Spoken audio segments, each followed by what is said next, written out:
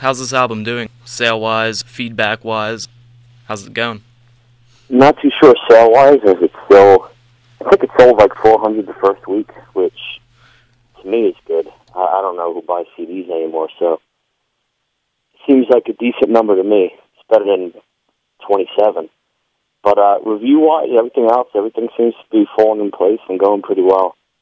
I've noticed mixed reviews, a lot of which I don't think reviewers really give it more than just a couple of spins on the surface and review it, which sort of sucks. But I guess this is the age of digital, promos with like a beep over it and no lyric sheets or no depth, no artwork, So other than stuff like that, where I think it may go over people's heads a little bit, I'm pleased with positive feedback I've seen.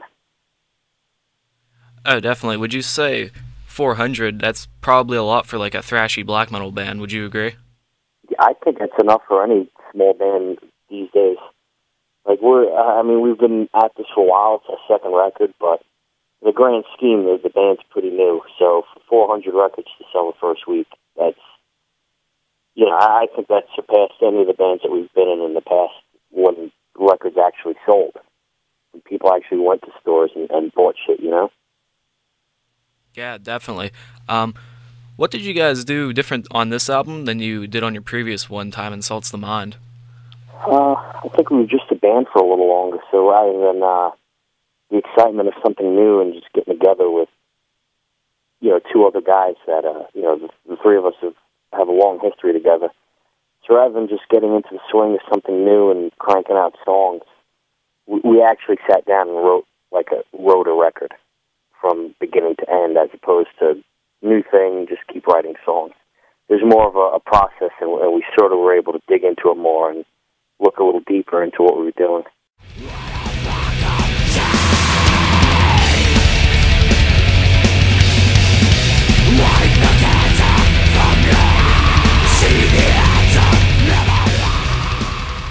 What does the album title mean?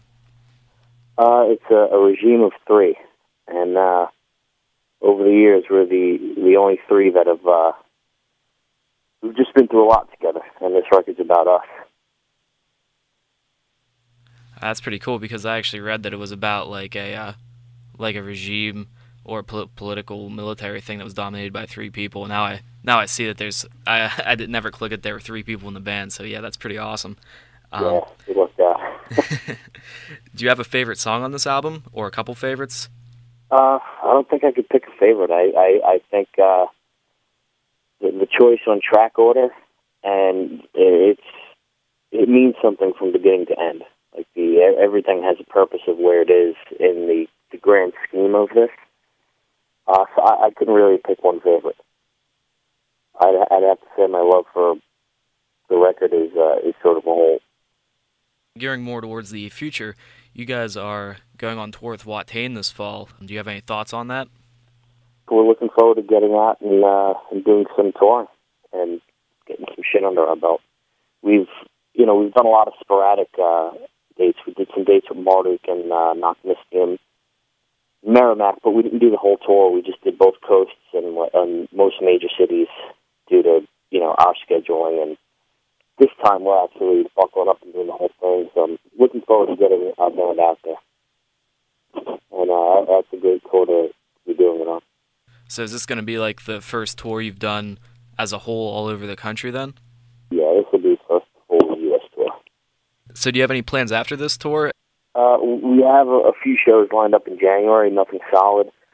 Gotten some offers, but nothing nailed down just yet. We're going to sort of get through this and take it as it comes.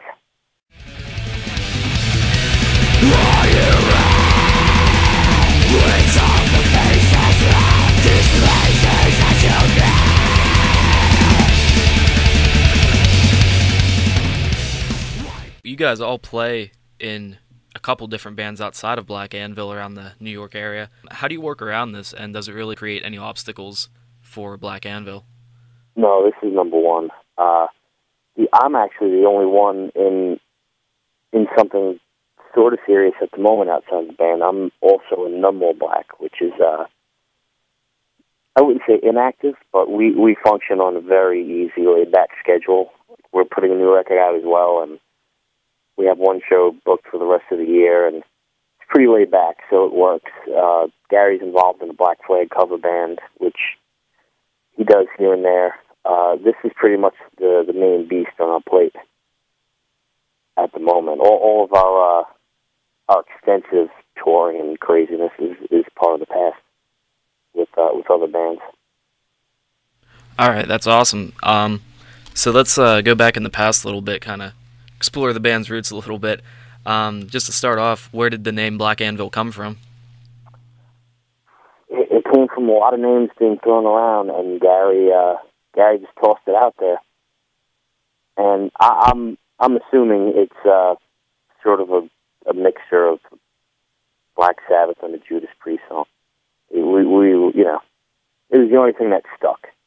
It was simple, it was bold, and that's how our music is, simple, and I feel it's bold. So that was what we settled on. We had a lot thrown around, nothing even memorable, and that came across the table, and it was fitting for us.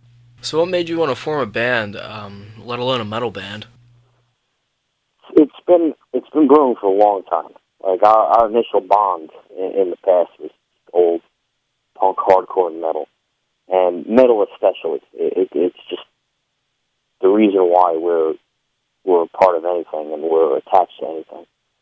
It's a big part of our lives, and it finally came around to us having the time to do this again, to do a band together again after the dissolving of our old band. And it's the right time and the right place, and I'm glad it happened now. Yeah, a big part of that saying metal's a huge part of your lives. I mean, that seems like that's what keeps the whole thing going, just dedicated people. Would you agree with that? It's kind of more than music, it's kind of like a lifestyle? Oh, yeah, this is my lifestyle, if I'm in a band or not. I'm all the time, I'm in tune with what I'm about, and be it metal or punk and hardcore, they all hold their different positions, but as a whole, it's molded who I am and where my life has gone and where it's been. So it's more than just something like when I'm active at a show and mingling with people. Like I could be at home with a Law and Order on the TV doing some bullshit, feeding my fucking cat. It's always a part of me. It's always there. It's what detaches me from the rest of society, especially living in a city like New York, where I don't feel a part of anything.